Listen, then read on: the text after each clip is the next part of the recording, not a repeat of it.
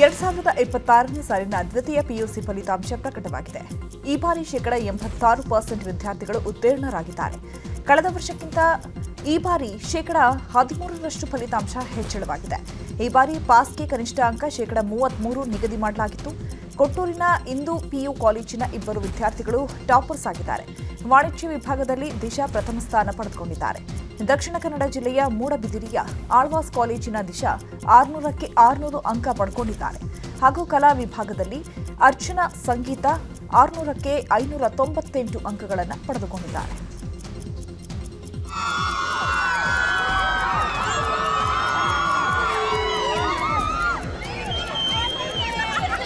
Very happy ma'am. ತುಂಬ ಖುಷಿ ಆಗ್ತಾ ಇದೆ. Thank you so much. Thank you for all my support ಮಾಡಿರೋದಕ್ಕೆ. ನಮ್ಮ ಟೀಚರ್ಸ್ಗೆ ಫಸ್ಟ್ ಹೇಳಬೇಕು, they are been a great support, been Shubhra ma'am and Netra ma'am also, and even my parents like ನಮ್ಮ ಮಾಮ, ನಮ್ಮಮ್ಮ, ಆಮೇಲೆ ನಮ್ಮಪ್ಪ ಎಲ್ಲ ಫ್ಯಾಮಿಲಿ ಎಲ್ಲ ಫುಲ್ ಸಪೋರ್ಟ್ ಮಾಡೋದು ಮ್ಯಾಮ್. ಅವ್ರ ಸಪೋರ್ಟಿಂದನೇ ಇಷ್ಟೆಲ್ಲ ತೆಗೆಯೋದು. And the college, AC college, it has been a great support for the past 2 years. It was great. Very happy ma'am. ತುಂಬ ಖುಷಿ ಆಗ್ತದೆ. 2026ನೇ ಸಾಲಿನ ದ್ವಿತೀಯ ಪಿಯುಸಿ ಫಲಿತಾಂಶ ಪ್ರಕಟವಾಗಿದೆ. ಸೈನ್ಸ್ ವಿಭಾಗದಲ್ಲಿ ಅತ್ಯಧಿಕ ವಿದ್ಯಾರ್ಥಿಗಳು ಉತ್ತೀರ್ಣರಾಗಿದ್ದಾರೆ. 90%ಗಿಂತ ಹೆಚ್ಚು ವಿದ್ಯಾರ್ಥಿಗಳು ಉತ್ತೀರ್ಣರಾಗಿದ್ದಾರೆ. ಇನ್ನು ಕಾಮರ್ಸ್ ವಿಭಾಗದಲ್ಲಿ ಸರಾಸರಿ 80% ಉತ್ತೀರ್ಣ ಪ್ರಮಾಣ ಇದೆ. ಇನ್ನು ಕಲಾ ವಿಭಾಗದಲ್ಲಿ 75% ಫಲಿತಾಂಶ ಬಂದಿದೆ. ಇನ್ನು ಫಲಿತಾಂಶದಲ್ಲಿ ಉಡುಪಿ ಮತ್ತು ದಕ್ಷಿಣ ಕನ್ನಡ ಜಿಲ್ಲೆಗಳು ಮತ್ತೆ ಮುಂಚೂಣಿಯಲ್ಲಿವೆ. ಬೆಂಗಳೂರು ನಗರ ಮತ್ತು ಮೈಸೂರು ಜಿಲ್ಲೆಗಳು ಕೂಡ ಉತ್ತಮ ಸಾಧನೆ ಮಾಡಿವೆ. 2026ನೇ ಸಾಲಿನ ದ್ವಿತೀಯ ಪಿಯುಸಿ ಫಲಿತಾಂಶ ಪ್ರಕಟವಾಗಿದೆ. ಸೈನ್ಸ್ ವಿಭಾಗದಲ್ಲಿ 598 ಅಂಕಗಳೊಂದಿಗೆ ವಿದ್ಯಾರ್ಥಿ ರಾಜ್ಯದ ಮೊದಲ ಸ್ಥಾನವನ್ನು ಪಡೆದಿದ್ದಾರೆ. ಕಾಮರ್ಸ್ ವಿಭಾಗದಲ್ಲಿ 595 ಅಂಕಗಳೊಂದಿಗೆ ವಿದ್ಯಾರ್ಥಿಗಳು ಟಾಪರ್ ಆಗಿದ್ದಾರೆ. ಆರ್ಟ್ಸ್ ವಿಭಾಗದಲ್ಲಿ 590 ಅಂಕಗಳೊಂದಿಗೆ ಮೊದಲ ಸ್ಥಾನ ಪಡೆದುಕೊಂಡಿದ್ದಾರೆ. ಇನ್ನು ಪುರುಷರಿಗಿಂತ ವಿದ್ಯಾರ್ಥಿನಿಯರೇ ಹೆಚ್ಚು ಪ್ರಮಾಣದಲ್ಲಿ ಉತ್ತೀರ್ಣರಾಗಿದ್ದಾರೆ. ಇನ್ನು ಅಸಮಾಧಾನಗೊಂಡ ವಿದ್ಯಾರ್ಥಿಗಳಿಗೆ ರಿವ್ಯಾಲ್ಯುಯೇಷನ್ ಮತ್ತು ರೀಟೋಟಲಿಂಗ್ ಅರ್ಜಿ ಸಲ್ಲಿಸಲು ಅವಕಾಶ ನೀಡಲಾಗಿದೆ. ಒಟ್ನಲ್ಲಿ ಈ ಬಾರಿ ಫಲಿತಾಂಶದಲ್ಲಿ ಉಡುಪಿ ಮತ್ತು ದಕ್ಷಿಣ ಕನ್ನಡ ಜಿಲ್ಲೆಗಳು ಮುಂಚೂಣಿಯಲ್ಲಿದ್ದು, ರಾಜ್ಯದ ತೇರ್ಗಡೆ ಪ್ರಮಾಣವು ಕಳೆದ ವರ್ಷಕ್ಕಿಂತ ಹೆಚ್ಚಾಗಿದೆ. 2026ನೇ ಸಾಲಿನ ದ್ವಿತೀಯ ಪಿಯುಸಿ ಫಲಿತಾಂಶ ಪ್ರಕಟವಾಗಿದೆ. ಬೆಂಗಳೂರಿನ ಜೀವಿತ್ ಪದವಿ ಪೂರ್ವ ಕಾಲೇಜು ವಿದ್ಯಾರ್ಥಿ ಜೀವಿತ್ ಗೌಡ 600 ಅಂಕಗಳಿಗೆ 590 ಅಂಕ ಪಡೆದುಕೊಂಡಿದ್ದಾರೆ. ವಿಜ್ಞಾನ ವಿಭಾಗದಲ್ಲಿ ಜೀವಿತ್ 590 ಅಂಕ ಗಳಿಸಿದ್ದಾರೆ. ಇನ್ನು ಬೆಂಗಳೂರಿನ ಜಯನಗರ ನ್ಯಾಷನಲ್ ಕಾಲೇಜಿನಲ್ಲಿ ವಿದ್ಯಾರ್ಥಿ ಅನೀಶ್ ರಾಜು ವಿಜ್ಞಾನ ವಿಭಾಗದಲ್ಲಿ 583 ಅಂಕ ಪಡೆದುಕೊಂಡಿದ್ದಾರೆ. ಅನೀಶ್ ಮನೆಯಲ್ಲಿ ಸಂಭ್ರಮ ಮನೆ ಮಾಡಿದೆ. ಪೋಷಕರು ಸಿಹಿ ತಿನಿಸಿ ಸಂಭ್ರಮಿಸಿದ್ದಾರೆ. ನ್ಯಾಷನಲ್ ಕಾಲೇಜಲ್ಲಿ ಓದ್ತಾ ಇದ್ದೀನಿ. ನನಗೆ ಸೆಕೆಂಡ್ PUC ರಿಸಲ್ಟ್ ಅಲ್ಲಿ 97% ಬಂದಿದೆ. ಖುಷಿ ಅನಿಸ್ತಾ ಇದೆ. ನಂಗೆ ತುಂಬ ಖುಷಿ ಅನಿಸ್ತಾ ಇದೆ. ಈಗ 1 ವರ್ಷ 2 ವರ್ಷ ಕಷ್ಟಪಟ್ಟಿದ್ದು ಈಗ ಫುಲ್. ಹೇಗಿತ್ತು ಸರ್ ಸ್ಟಡಿ ಎಲ್ಲ? ಸ್ಟಡಿ ಎವ್ರಿಡೇ ನಾನು 2 to 3 ಅವರ್ಸ್ ಓದ್ತಾ ಇದ್ದೆ. ಬೆಳಗ್ಗೆ ಹೊತ್ತು ಓದ್ತಾ ಇದ್ದೆ. ಬೆಳಗ್ಗೆ ಬೇಗ ಎದ್ದು ಅವಾಗ ಎನರ್ಜಿ ಜಾಸ್ತಿ ಇರ್ತಾ ಇತ್ತು. ರಿವಿಷನ್ ಮಾಡ್ತಾ ಇದ್ದೆ. ಮಾಕ್ ಟೆಸ್ಟ್ ಎಲ್ಲ ಬರಿತಾ ಇದ್ದೆ. ನಾನು ನ್ಯಾಷನಲ್ ಕಾಲೇಜಲ್ಲಿ ಓದ್ತಾ ಇದ್ದೀನಿ.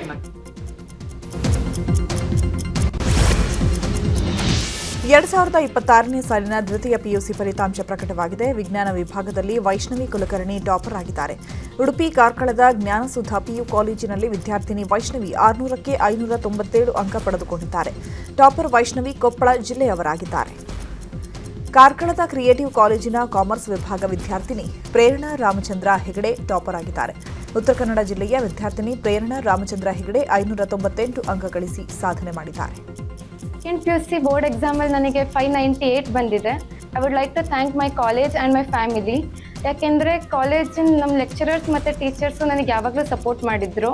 That you can score. ಕಾಲೇಜಿನ ಸ್ಟಡಿ ಅವರ್ಸ್ ಆಗಿರ್ಬೋದು, ಕಂಟಿನ್ಯೂಸ್ ಮಾಕ್ ಟೆಸ್ಟ್ಗಳಾಗಿರಬಹುದು, ಯೂನಿಟ್ ಟೆಸ್ಟ್ 4 ಪ್ರಿಪ್ರೇಟರೀಸ್ ಕಂಡಕ್ಟ್ ಮಾಡಿದ್ರು. ಪ್ರೀವಿಯಸ್ ಇಯರ್ ಕ್ವಶನ್ ಪೇಪರ್ಸ್ ತರಿಸಿದ್ರು. ಇದೆಲ್ಲದೂ ತುಂಬ ಹೆಲ್ಪ್ ಮಾಡಿದೆ. Thank you to all my founders, teachers, parents and to each and every person in this institute ಹೂ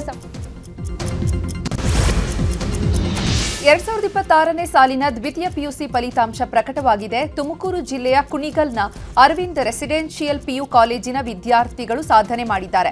ಕೀರ್ತಿ ಕೃಷ್ಣ ಹೆಗಡೆಗೆ 600ಕ್ಕೆ 595 ಅಂಕ ಗಳಿಸಿ 4ನೇ ರ್ಯಾಂಕ್ ಪಡೆದಿದ್ದಾರೆ.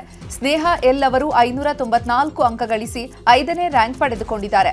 ರೆಸಿಡೆನ್ಷಿಯಲ್ ಪಿಯು ಕಾಲೇಜು ವಿದ್ಯಾರ್ಥಿ ಶ್ರೇಯಸ್ ಗೌಡ ಎಸ್ 593 ಅಂಕ ಗಳಿಸಿ 6ನೇ ಸ್ಥಾನ ಪಡೆದಿದ್ದಾರೆ ಮತ್ತು ಕರಣ್ ಸಿಂಗ್ ಕಟ್ಟೆ 591 ಅಂಕ ಗಳಿಸಿ 8ನೇ ರ್ಯಾಂಕ್ ಪಡೆದಿದ್ದಾರೆ.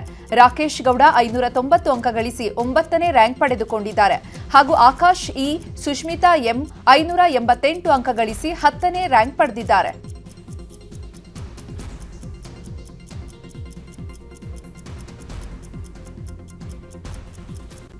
ಇನ್ನು ಅರವಿಂದ್ ರೆಸಿಡೆನ್ಷಿಯಲ್ PU ಕಾಲೇಜಿನ ಚೇರ್ಮನ್ ಆಗಿರುವಂತಹ ಅಶೋಕ್ ಎಂಕೆ ಅವರು ನಮ್ಮ ಜೊತೆ ದೂರವಾಣಿ ಸಂಪರ್ಕದಲ್ಲಿದ್ದಾರೆ. ಸರ್ ನಮಸ್ತೆ ಸರ್.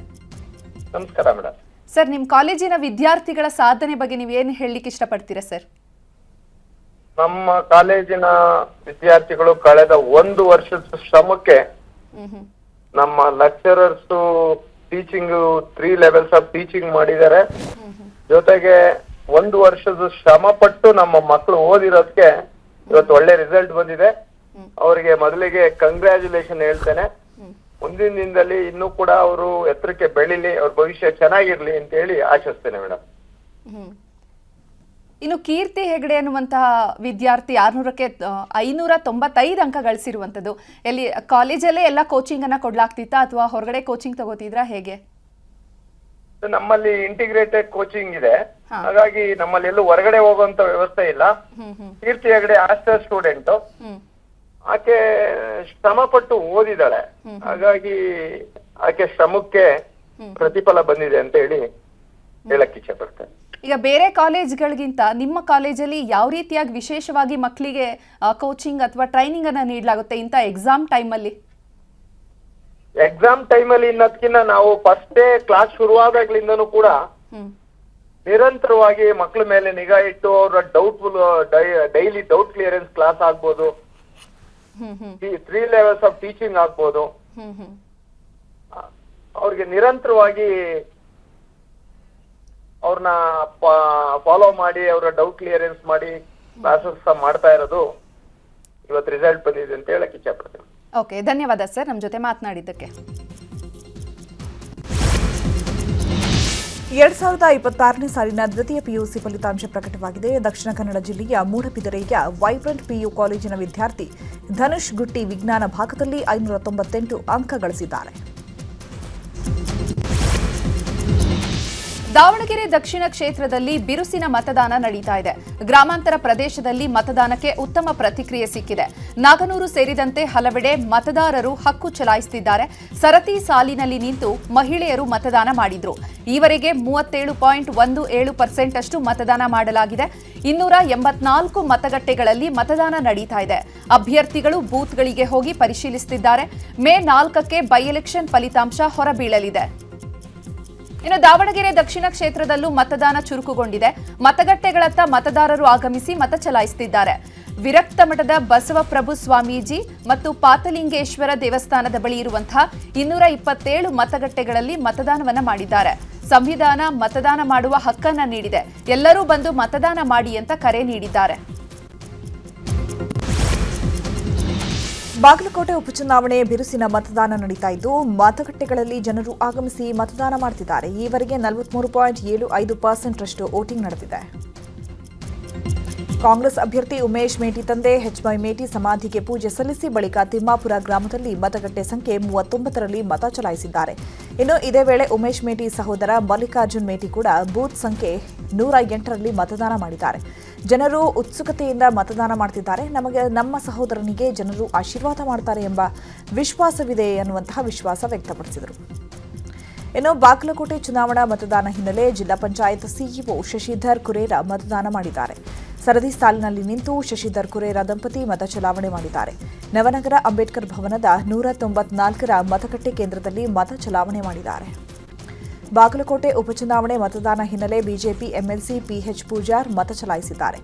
ಸಕ್ರಿ ಶಾಲಾ ಆವರಣದಲ್ಲಿನ ಮತಗಟ್ಟೆ ಸಂಖ್ಯೆ 149ಕ್ಕೆ ಕುಟುಂಬ ಸಮೇತರಾಗಿ ಆಗಮಿಸಿ ಮತ ಚಲಾವಣೆ ಮಾಡಿದ್ದಾರೆ. ದಾವಣಗೆರೆ ಹಾಗೂ ಬಾಗಲಕೋಟೆ ಉಪಚುನಾವಣೆ ವಿಚಾರದ ಕುರಿತಾಗಿ ಚನ್ನಪಟ್ಟಣದ ಕೆ ಶೆಟ್ಟಿಹಳ್ಳಿಯಲ್ಲಿ HD ಕುಮಾರಸ್ವಾಮಿ ಪ್ರತಿಕ್ರಿಯೆ ನೀಡಿದ್ದಾರೆ. ಉಪಚುನಾವಣೆಗೆ ಇವತ್ತು ಮತದಾನ ಆಗ್ತಾ ಇದೆ. ಎರಡೂ ಪಕ್ಷದಲ್ಲೂ ಹೋರಾಟ ಇದೆ. ನಮ್ಮ ಮೈತ್ರಿ ಅಭ್ಯರ್ಥಿ ಗೆಲ್ಲುವ ವಿಶ್ವಾಸ ಇದೆ ಅಂತ ಕೇಂದ್ರ ಸಚಿವ ಕುಮಾರಸ್ವಾಮಿ ಹೇಳಿದ್ದಾರೆ.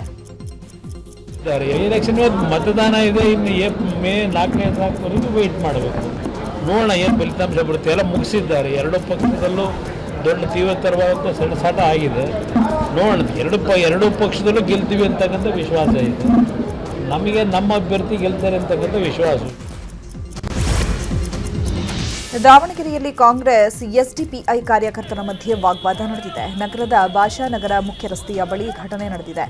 ಮಿಲ್ಲತ್ ಶಾಲೆಯ ಮತಗಟ್ಟೆಯ ಹೊರಗೆ ಕಾಂಗ್ರೆಸ್ ಮುಖಂಡರು ಟೇಬಲ್ ಕಿತ್ ಹಾಕಿದ್ದಾರೆ ಅಂತ ಆರೋಪಿಸಿದ್ದಾರೆ.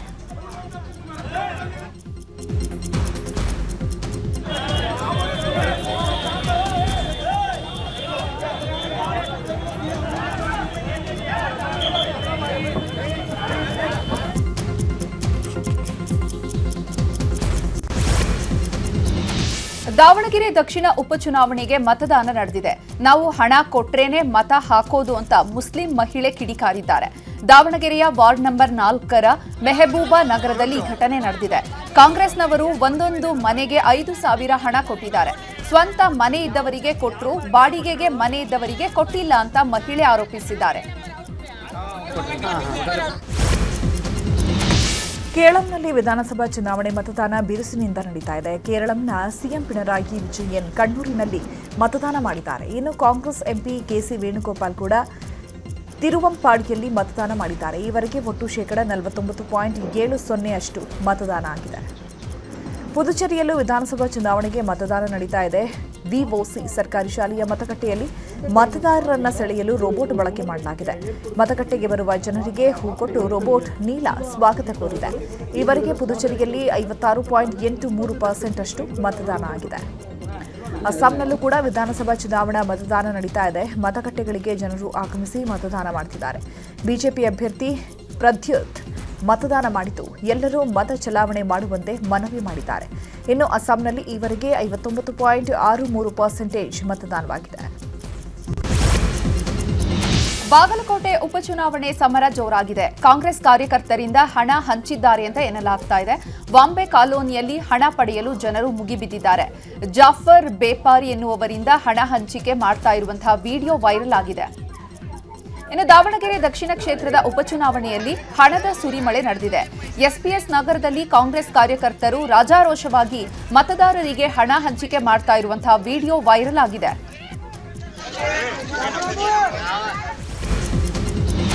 ದಾವಣಗೆರೆ ಬಾಗಲಕೋಟೆಯಲ್ಲಿ ಮತದಾನ ನಡೀತಾ ಇದೆ. ಉಪಚುನಾವಣೆಯಲ್ಲಿ ಎರಡೂ ಕ್ಷೇತ್ರಗಳಲ್ಲಿ ಕಾಂಗ್ರೆಸ್ ಗೆಲುವು ಖಚಿತ. ಎರಡೂ ಕ್ಷೇತ್ರಗಳಲ್ಲಿ ನಾವು ಬಹಳ ದೊಡ್ಡ ಅಂತರದಲ್ಲಿ ಜಯ ಕಾಣ್ತೀವಿ ಅಂತ ಕಲಬುರಗಿಯಲ್ಲಿ ಸಚಿವ ಪ್ರಿಯಾಂಕ್ ಖರ್ಗೆ ಹೇಳಿದ್ದಾರೆ.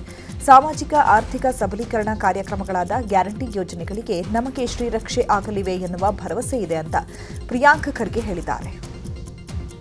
ಉಪಚುನಾವಣೆಯಲ್ಲಿ ನಮಗೆ ಎರಡೂ ಕಡೆ Bagalkote as well as Davanagere ಭಾಳ ದೊಡ್ಡ ಮಟ್ಟದ ದೊಡ್ಡ ಅಂತರದಲ್ಲಿ ಜಯವನ್ನು ನಾವು ಕಾಣ್ತೀವಿ. ನಮ್ಮ ಸಾಮಾಜಿಕ ಹಾಗೂ ಆರ್ಥಿಕ ಸಬಲೀಕರಣದ ಕಾರ್ಯಕ್ರಮಗಳಾದಂಥ ಗ್ಯಾರಂಟಿ ಯೋಜನೆ ಮತ್ತೊಮ್ಮೆ ನಮಗೆ ಕೈ ಹಿಡಿಯುತ್ತೆ ಅಂತ ನಮಗೆ ಸಂಪೂರ್ಣವಾದಂಥ ಭರವಸೆ ಇದೆ. ಶಾಮನೂರು ಶಿವಶಂಕರಪ್ಪ ಸಾಹೇಬರ ಸೇವೆಗೆ ಜನರು ಸಮರ್ಥಿಗೆ ಆಶೀರ್ವಾದ ಮಾಡ್ತಾರೆ ಅಂತ ಕೂಡ ನಮಗೆ ಸಂಪೂರ್ಣ ನಂಬಿಕೆ ಇದೆ. ಉಪಚುನಾವಣೆ ಕುರಿತು ಚಿಕ್ಕೋಡಿಯಲ್ಲಿ ಸಚಿವೆ ಲಕ್ಷ್ಮೀ ಹೆಬ್ಬಾಳ್ಕರ್ ಪ್ರತಿಕ್ರಿಯೆ ನೀಡಿದ್ದಾರೆ. ರಾಜ್ಯದಲ್ಲಿ ಉಪಚುನಾವಣೆ ಮತದಾನ ನಡೀತಾ ಇದೆ. ಎರಡೂ ಕಡೆಗಳಲ್ಲಿ ಚುನಾವಣೆ ರಾಜ್ಯ ರಾಜಕಾರಣದ ದಿಕ್ಸೂಚಿಯಾಗಿದೆ. ಎರಡೂ ಕ್ಷೇತ್ರದಲ್ಲಿ ದೊಡ್ಡ ಅಂತರದಿಂದ ನಮ್ಮ ಪಕ್ಷ ಗೆಲ್ಲಲಿದೆ ಅಂತ ಹೇಳಿದರು. ನಾನು 8 ದಿನ ದಾವಣಗೆರೆಯಲ್ಲಿ ಇದ್ದೆ. ಗ್ರೌಂಡ್ ರಿಪೋರ್ಟ್ ತುಂಬ ಚೆನ್ನಾಗಿದೆ. ನಮ್ಮ ಗ್ಯಾರಂಟಿಗಳು ಮನೆ ಮನೆಗೆ ತಲುಪಿದ್ದಾವೆ. ಗ್ಯಾರಂಟಿ ಒಂದು ಕಡೆ ಇರಲಿ, ಶಾಮನೂರು ಶಿವಶಂಕರಪ್ಪ ಅವರು ಮಾಡಿದಂಥ ಅಭಿವೃದ್ಧಿ ಕೆಲಸ ಜನ ಇವತ್ತೂ ಕೂಡ ಭಾಳಷ್ಟು ಮಾತನಾಡ್ತಾರೆ. ಸೊ ಈ ಕಡೆ ಬಾಗಲಕೋಟೆ, ಈ ಕಡೆ ದಾವಣಗೆರೆ ರಾಜ್ಯದ ಜನತೆಗೆ, ರಾಜ್ಯದ ರಾಜಕಾರಣಕ್ಕೆ ಒಂದು ದಿಕ್ಸೂಚಿ ಆಗುತ್ತೆ ಅಂತ ಹೇಳಿ ಬಯಸ್ತೇನೆ. ಈ 2 ಸೀಟನ್ನು ಬಹಳಷ್ಟು ಅಂತರದಿಂದ ನಮ್ಮ ಪಕ್ಷ ಗೆಲ್ಲುತ್ತೆ. ಇಸ್ರೇಲ್ನಿಂದ ಲೆಬನಾನ್ ಮೇಲೆ ದಾಳಿ ಮುಂದುವರೆದಿದೆ. ಇರಾನ್ ವಾರ್ನಿಂಗ್ ಕೊಟ್ಟರೂ ಇಸ್ರೇಲ್ ಮಾತ್ರ ದಾಳಿ ಮಾಡೋದನ್ನ ನಿಲ್ಲಿಸ್ತಾ ಇಲ್ಲ. ಲೆಬನಾನ್ ಮೇಲೆ 100ಕ್ಕೂ ಹೆಚ್ಚು ಕ್ಷಿಪಣಿಗಳಿಂದ ಇಸ್ರೇಲ್ ದಾಳಿ ನಡೆಸಿದೆ. ಇಸ್ರೇಲ್ ನಡೆಯನ್ನ ಖಂಡಿಸಿ ಇರಾನ್ ಮತ್ತೆ ಹರ್ಮುಜ್ ಜಲಸಂಧಿಯನ್ನ ಮುಚ್ಚಿದೆ. ಹೀಗಾಗಿ ಹರ್ಮುಜ್ ಜಲಸಂಧಿಯಿಂದ ಹಡಗುಗಳು ಮತ್ತೆ ವಾಪಸ್ಸಾಗ್ತಿವೆ. ಕದನ ವಿರಾಮ ಘೋಷಿಸಿದ 24 ಗಂಟೆಗಳಲ್ಲೇ ಉದ್ವಿಗ್ನ ಪರಿಸ್ಥಿತಿ ಉಂಟಾಗಿದೆ. ಕದನ ವಿರಾಮದ ಬಳಿಕವೂ ದಾಳಿ ನಡೆದಿದೆ. ಹೀಗಾಗಿ ಕದನ ವಿರಾಮ ಉಲ್ಲಂಘನೆ ಆಗಿದೆ ಅಂತ ಹರ್ಮುಜ್ ಜಲಸಂಧಿಯನ್ನ ಬಂದ್ ಮಾಡಲಾಗಿದೆ. ಹರ್ಮುಜ್ನಲ್ಲಿರುವ ಹಡಗುಗಳ ಮೇಲೆ ದಾಳಿ ಮಾಡೋದಾಗಿ ಇರಾನ್ ಎಚ್ಚರಿಕೆ ನೀಡಿದೆ. ಇರಾನ್ ನಡೆಗೆ ಅಮೆರಿಕ ಮತ್ತೆ ಕೆಂಡಾಮಂಡಲವಾಗಿದ್ದು, ತಕ್ಷಣವೇ ಹರ್ಮುಜ್ ಜಲಸಂಧಿಯನ್ನ ಓಪನ್ ಮಾಡಬೇಕು ಅಂತ ಅಮೆರಿಕ ಆಗ್ರಹಿಸಿದೆ. ಹರ್ಮುಜ್ ಜಲಸಂಧಿ ಮತ್ತೆ ಬಂದ್ ಹಿನ್ನೆಲೆ 426 ತೈಲ ಹಡಗುಗಳು ಮತ್ತು 53 LPG ಹಡಗುಗಳು ಪರ್ಷಿಯನ್ ಕೊಲ್ಲಿಯಲ್ಲೇ ಉಳಿದಿವೆ. ಹರ್ಮುಜ್ ದಾಟಲು ಯತ್ನಿಸಿದ್ರೆ ದಾಳಿ ಮಾಡುವುದಾಗಿ ಇರಾನ್ ಎಚ್ಚರಿಕೆ ನೀಡಿದ ಹಿನ್ನೆಲೆ ಸಮುದ್ರದಲ್ಲೇ ಹಡಗುಗಳು ಲಾಕ್ ಆಗಿವೆ. ಇನ್ನು ಕದನ ವಿರಾಮದ ಗೊಂದಲದಲ್ಲೇ ಭಾರತಕ್ಕೆ LPG ಹಡಗು ಆಗಮಿಸ್ತಾ ಇದೆ. ಹರ್ಮುಜ್ ದಾಟಿ LPG ಹೊತ್ತಂತಹ ಹಡಗು ಮುಂಬೈಗೆ ಬಂದು ತಲುಪಿದೆ. ಭಾರತದ ಧ್ವಜವನ್ನ ಹೊತ್ತ ಗ್ರೀನ್ ಆಶಾ ಎಂಬ ಹಡಗು 15,400 ಮೆಟ್ರಿಕ್ ಟನ್ನಷ್ಟು LPGಯನ್ನು ಹೊತ್ತು ಮುಂಬೈನ JNPAಗೆ ಆಗಮಿಸಿದೆ. ಭಾರತದ ಮೇಲೆ ಕೊಲ್ಲಿ ಯುದ್ಧದ ಸೈಡ್ ಎಫೆಕ್ಟ್ ಹಿನ್ನೆಲೆ ಗ್ಯಾಸ್ ವಿಚಾರದಲ್ಲಿ ಕೇಂದ್ರ ರಾಜ್ಯಗಳ ಸಂಘರ್ಷ ಮುಂದುವರೆದಿದೆ. ಈ ಕುರಿತು ಮಾತನಾಡಿದ ಸಚಿವ KH ಮುನಿಯಪ್ಪ, ತೈಲ ಅನಿಲ ಪೂರೈಕೆ ಕೇಂದ್ರಕ್ಕೆ ಸೇರಿತು, ಇದರಲ್ಲಿ ರಾಜ್ಯದ ಪಾತ್ರವೇನೂ ಇಲ್ಲ ಅಂತ ಹೇಳಿದ್ದಾರೆ. ಇನ್ನು ಬ್ಲಾಕ್ನಲ್ಲಿ ಮಾರಾಟ ಆಗೋದನ್ನು ನಾವು ತಡೆಯಬಹುದು. ಹೆಚ್ಚು ಗ್ಯಾಸ್ ಪೂರೈಕೆಗೆ ನಾವು ಮನವಿ ಸಲ್ಲಿಸಿದ್ದೇವೆ, ಆದರೆ ಕೇಂದ್ರ ಮಲತಾಯಿ ಧೋರಣೆ ಅನುಸರಿಸ್ತಾ ಇದೆ ಅಂತ ಆರೋಪಿಸಿದರು. ನಾಳೆ ಇಂಡಿಯನ್ ಆಯಿಲ್ ಕಾರ್ಪೊರೇಷನ್ ಅವರ ಜೊತೆ ಸಭೆ ಇದೆ, ಅವರಿಗೇನು ವರದಿ ಕೊಡ್ತಾರೆ ನೋಡೋಣ ಅಂತ ಹೇಳಿದರು. ಬ್ಲ್ಯಾಕ್ ಮಾರ್ಕೆಟ್ ರದ್ದು ಮಾಡೋಕ್ಕೆ ಮಾಡಬೇಕು ಅಂತ ಹೇಳ್ತೀವಿ. ನಿಮ್ಮ ಡಿಪಾರ್ಟ್ಮೆಂಟ್ ಅವರೆಲ್ಲೂ ಮಾಡಬೇಕು, ನಮ್ಮ ಡಿಪಾರ್ಟ್ಮೆಂಟು ಮಾಡಬೇಕು. ಅದಕ್ಕಾಗಿ ಡಿಪಾರ್ಟ್ಮೆಂಟಲ್ಲಿ ಮೈಲ್ಮಾಪನ ಇಲಾಖೆ ಇದೆ, ಅವರು ಅದಕ್ಕೆ ಕೆಲಸ ಮಾಡಬೇಕು. ನಾಳೆ ಅವ್ರನ್ನೂ ಕರೆದಿದ್ದೀನಿ, ಇಲಾಖೆ ಮುಖ್ಯಸ್ಥರನ್ನೂ ಕರೆದಿದ್ದೀನಿ. ರಾಜ್ಯದಲ್ಲಿ ಆಟೋ ಗ್ಯಾಸ್ ಕೊರತೆ ಇಲ್ಲ, ಚಾಲಕರು ಆತಂಕ ಪಡುವ ಅಗತ್ಯ ಇಲ್ಲ ಅಂತ ಆಹಾರ ಇಲಾಖೆ ಸ್ಪಷ್ಟನೆ ನೀಡಿದೆ. ಈ ಕುರಿತು ಪ್ರಕಟಣೆ ಹೊರಡಿಸಿರುವಂತಹ ಇಲಾಖೆ, ಆಟೋ ಚಾಲಕರು ಯಾವುದೇ ವದಂತಿಗಳನ್ನ ನಂಬಬಾರದು, ಬಂಕ್ಗಳ ಮುಂದೆ ಆಟೋ ಸಾಲುಗಟ್ಟಿ ನಿಲ್ಲಬಾರದು, ಅನಿಲ ದಾಸ್ತಾನು ಕೊರತೆ ಇದೆ ಅನ್ನುವಂಥದ್ದು ಆಧಾರರಹಿತ ಅಂತ ಮಾಹಿತಿ ನೀಡಿದ್ದಾರೆ. ಪತಿ ಅಕ್ರಮ ಸಂಬಂಧಕ್ಕೆ ಬೇಸತ್ತ ಪತ್ನಿ ಪೊಲೀಸ್ ಠಾಣೆ ಮೆಟ್ಟಿಲೇರಿರುವ ಘಟನೆ ಹುಬ್ಬಳ್ಳಿಯಲ್ಲಿ ನಡೆದಿದೆ. ಹುಬ್ಬಳ್ಳಿಯ ವಿಜಯನಗರದ ನೊಂದ ಮಹಿಳೆಯಿಂದ ಪತಿ ವಿರುದ್ಧ ಹುಬ್ಬಳ್ಳಿ ಮಹಿಳಾ ಠಾಣೆಗೆ ದೂರು ನೀಡಲಾಗಿದೆ. ಮಾಲಿಂಗಪ್ಪ ಎಂಬಾತ ಪತ್ನಿ ಕಾಂಚನಾಗೆ ನಿದ್ರೆ ಮಾತ್ರೆ ಕೊಟ್ಟು ಮತ್ತೊಬ್ಬ ಮಹಿಳೆ ಜೊತೆ ಸಂಬಂಧ ಇಟ್ಕೊಂಡಿದ್ರು ಅಂತ ಪತ್ನಿ ಆರೋಪಿಸಿದ್ದಾರೆ. ನನ್ನ ಗಂಡ ನಿತ್ಯ ಕಿರುಕುಳ ನೀಡ್ತಾ ಇದ್ದ ಅಂತ ಆರೋಪಿಸಿ ದೂರನ್ನ ಕೊಟ್ಟಿದ್ದಾರೆ. ಶಿಕ್ಷಕನಾಗಿರೋ ಮಾಲಿಂಗಪ್ಪ ಜೊತೆ 2016ರಲ್ಲಿ ಕಾಂಚನ ಮದುವೆಯಾಗಿತ್ತು. ಆದರೆ ದಿನ ಕಳೆದಂತೆ ಪರಸ್ತ್ರೀಯನ್ನ ಮನೆಗೆ ಕರೆತರ್ತಾ ಇದ್ದ ಅಂತ ಪತ್ನಿ ಆರೋಪಿಸಿದ್ದಾರೆ. 3 ವರ್ಷದಿಂದ ಅನೈತಿಕ ಸಂಬಂಧ ಇದೆ ಸರ್. ಮನೆ ಎದುರುಗಡೆ ಹುಡುಗಿನ ಸರ್. ಅವನು ಮನೆ ಎದುರಿಗೆ ಮಧ್ಯರಾತ್ರಿ ಆದ್ರೆ ನನಗೆ ಸ್ಲಿಪ್ಪಿಂಗ್ ಟ್ಯಾಬ್ಲೆಟ್ ಹಾಕಿ ಅವಳು ಅವನ ಮನೆಯಲ್ಲಿ ಸ್ಲಿಪ್ಪಿಂಗ್ ಟ್ಯಾಬ್ಲೆಟ್ ಹಾಕಿ ನಮ್ಮ ಮನೆಯಲ್ಲೇ ನಮ್ಮ ಬೆಡ್ರೂಮ್ ಚಿಲ್ಕ ಹಾಕಿ ಹಾಲ್ನಲ್ಲಿ ಆಕಿನ ಕರ್ಕೊಂಡು ಮಲಗ್ತಿದ್ದ ಮೇಡಮ್ ಸರ್. ಅದನ್ನ ನಾನು ಪ್ರಶ್ನೆ ಮಾಡಿದ್ದಕ್ಕೆ ನನಗೆ ಸಿಲಿಂಡರ್ ಅವ್ನು ಬ್ಲಾಸ್ಟ್ ಮಾಡಕ್ ಬರೋದು, ನಾನು ಅವಳೇ ಬೇಕು ನನಗೆ, ಅವಳು ನಾನೆಲ್ಲ ನೋಡ್ಕೊತಾಳೆ, ಅವಳು ನನಗೆ ದುಡ್ಡು ಕೊಡ್ತಾಳೆ, ನೀನೇನು ಕೊಡ್ತೀಯೇನೋ ನನಗೆ, ನಿಮ್ಮ ಮನೆಯಿಂದ ಏನಾರು ತಂದೀಯೇನೋ ನೀನು. ಮಾಜಿ ಶಾಸಕ ಅನ್ನದಾನಿ ವಿರುದ್ಧ ಅಕ್ರಮ ಸಂಬಂಧದ ಆರೋಪ ಪ್ರಕರಣಕ್ಕೆ ಟ್ವಿಸ್ಟ್ ಸಿಕ್ಕಿದೆ. ಆರೋಪಿತ ಮಹಿಳೆ ದಿಢೀರ್ ಪ್ರತ್ಯಕ್ಷರಾಗಿದ್ದು, ಪತಿ ವಿರುದ್ಧವೇ ಮಹಿಳೆ ದೂರು ಕೊಟ್ಟಿದ್ದಾರೆ. ಪತಿ ಪ್ರಸನ್ನ ಕುಮಾರ್ ವಿರುದ್ಧ ವಿದ್ಯಾಲಕ್ಷ್ಮಿ ಸಾಲು ಸಾಲು ಆರೋಪ ಮಾಡಿದ್ದಾರೆ. ನನ್ನ ಮೇಲೆ ಇಲ್ಲಸಲ್ಲದ ಆರೋಪ ಮಾಡಿದ್ದಾರೆ, ನನ್ನ ಮೇಲೆ ತೇಜೋವಧೆ ಮಾಡಿದ್ದಾರೆ. ನನಗೂ ಶಾಸಕರಿಗೂ ಯಾವುದೇ ಸಂಬಂಧ ಇಲ್ಲ, ನಮ್ಮ ಕ್ಷೇತ್ರದ ಶಾಸಕರು ಪರಿಚಯ ಅಷ್ಟೇ ಅಂತ ಮಂಡ್ಯ SP ಭೇಟಿ ಮಾಡಿ ವಿದ್ಯಾಲಕ್ಷ್ಮಿ ದೂರು ಕೊಟ್ಟಿದ್ದಾರೆ. 4 ಕೋಟಿ ಹಣ ದುರ್ಬಳಕೆ ಆರೋಪದ ಹಿನ್ನೆಲೆ ಮಹಿಳಾ ಅಧಿಕಾರಿಯನ್ನ ಅಮಾನತು ಮಾಡಲಾಗಿದೆ. ತುಮಕೂರಿನ ಮಧುಗಿರಿ ತಾಲೂಕಿನ ಪಂಚಾಯಿತಿ ಕಚೇರಿ ದ್ವಿತೀಯ ದರ್ಜೆ ಸಹಾಯಕಿ ಸೌಮ್ಯ ವಿರುದ್ಧ ಹಣ ದುರ್ಬಳಕೆ ಮಾಡಿರುವ ಆರೋಪ ಕೇಳಿಬಂದಿದೆ. ಸ್ವಯಂ ನಿವೃತ್ತಿ, ಮರಣ ಹೊಂದಿದ ಸರ್ಕಾರಿ ನೌಕರರ ಗಳಿಕೆ, ರಜೆ, ನಗದೀಕರಣ ಮತ್ತು ಮಂಜೂರಾತಿಯಲ್ಲಿ ಅಕ್ರಮ ಮಾಡಿದ್ದಾರೆ ಎನ್ನಲಾಗಿದೆ. ವಿವಿಧ ಬ್ಯಾಂಕ್ ಖಾತೆಗಳಿಗೆ ಹಣ ವರ್ಗಾವಣೆ ಮಾಡಿರುವುದು ತನಿಖೆಯಲ್ಲಿ ಪತ್ತೆಯಾಗಿದೆ. ಈ ಹಿನ್ನೆಲೆ ಸೌಮ್ಯರನ್ನ ಅಮಾನತು ಮಾಡಿ ಜಿಲ್ಲಾ ಪಂಚಾಯಿತಿಯ ಸಿಇಒ ಅಶ್ವಿಜಾ ಬಿವಿ ಆದೇಶಿಸಿದ್ದಾರೆ.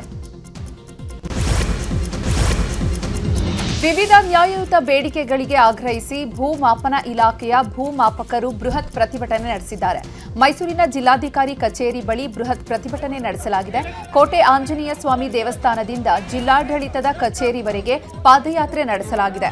ಕೂಡಲೇ ಸರ್ಕಾರ ನಮ್ಮ ಬೇಡಿಕೆಗಳನ್ನು ಈಡೇರಿಸಬೇಕು, ಇಲ್ಲದಿದ್ದರೆ ಉಗ್ರ ಹೋರಾಟವನ್ನು ಮಾಡ್ತೇವೆ ಅಂತ ಪ್ರತಿಭಟನಾಕಾರರು ಕಿಡಿಕಾರಿದ್ದಾರೆ. ಬಿಜೆಪಿ ಹಾಗೂ ಆರ್ಎಸ್ಎಸ್ ಬಗ್ಗೆ ಮಲ್ಲಿಕಾರ್ಜುನ ಖರ್ಗೆ ನೀಡಿದ್ದ ಹೇಳಿಕೆಯನ್ನು ಖಂಡಿಸಿ ತುಮಕೂರು ಜಿಲ್ಲಾ ಬಿಜೆಪಿ ವತಿಯಿಂದ ಪ್ರತಿಭಟನೆ ನಡೆಸಲಾಗಿದೆ. ಬಿಜೆಪಿ ಜಿಲ್ಲಾಧ್ಯಕ್ಷ ಹೆಬ್ಬಾಕರ್ ರವಿ ನೇತೃತ್ವದಲ್ಲಿ ನಗರದ ಟೌನ್ ಹಾಲ್ ಬಳಿ ಪ್ರತಿಭಟನೆ ನಡೆಸಲಾಗಿದೆ. ಖರ್ಗೆ ಕ್ಷಮೆ ಯಾಚಿಸುವಂತೆ ಶಾಸಕ ಜ್ಯೋತಿ ಗಣೇಶ್ ಹಾಗೂ ಕಾರ್ಯಕರ್ತರು ಆಗ್ರಹಿಸಿದ್ದಾರೆ. ದ್ವೇಷ ಭಾಷಣ ಮಾಡಿರುವ ಮಲ್ಲಿಕಾರ್ಜುನ ಖರ್ಗೆಗೆ ಮುಸ್ಲಿಮರನ್ನು ಮಲ್ಲಿಕಾರ್ಜುನ ಖರ್ಗೆಗೆ ಬಂಧುಗಳೇ ಖಂಡಿಸ್ತದೆ ಇವರು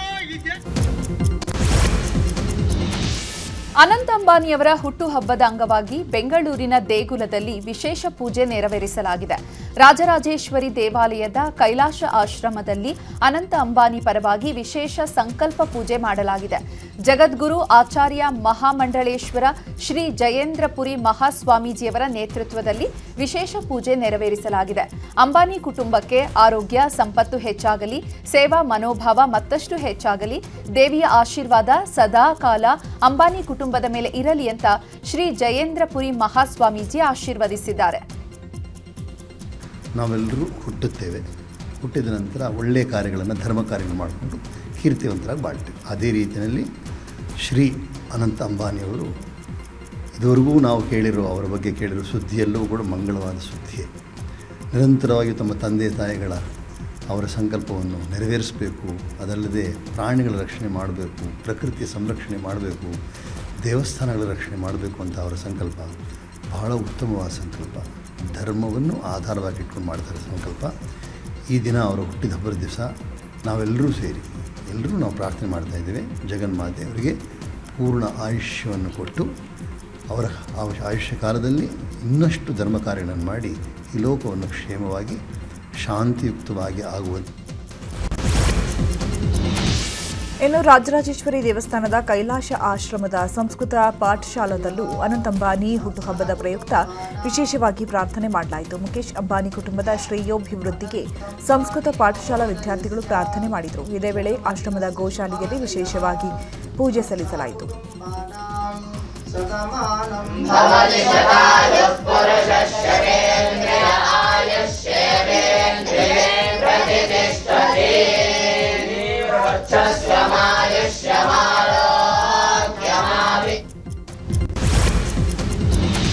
ಮಧ್ಯಪ್ರಾಚ್ಯದಲ್ಲಿ ಮಹಾಯುದ್ಧದ ಎಫೆಕ್ಟ್ನಿಂದ ರಾಜ್ಯದಲ್ಲಿ ಎಲ್ಪಿಜಿ ಅಭಾವ ಉಂಟಾಗಿದೆ.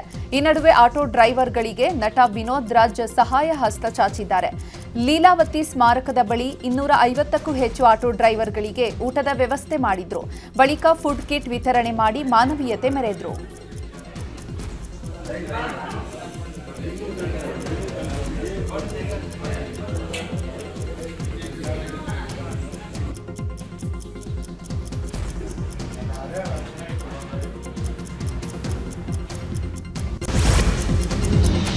ಪಿಯುಸಿ ಪರೀಕ್ಷೆಯಲ್ಲಿ ಶಿವಮೊಗ್ಗದ ಡಿವಿಎಸ್ ಪದವಿ ಪೂರ್ವ ಕಾಲೇಜು ವಿದ್ಯಾರ್ಥಿಗಳು ಸಾಧನೆ ಮಾಡಿದ್ದಾರೆ. ವಾಣಿಜ್ಯ ವಿಭಾಗದಲ್ಲಿ ವಸಿಷ್ಠ ಎನ್ಎಸ್ 595 ಅಂಕ ಗಳಿಸಿ 5ನೇ ಸ್ಥಾನ ಪಡೆದಿದ್ದಾರೆ. ಪೃಥ್ವಿ, ಸ್ನೇಹ, ಮೊಹಮ್ಮದ್ ಹುಸೇನ್ ತಲಾ 591 ಅಂಕಗಳ ಮೂಲಕ 10ನೇ ಸ್ಥಾನ ಗಳಿಸಿದ್ದಾರೆ. ಕಲಾ ವಿಭಾಗದಲ್ಲಿ ಮೃಂದಾ ಪಿ 590 ಅಂಕ ಗಳಿಸಿದ್ದಾರೆ.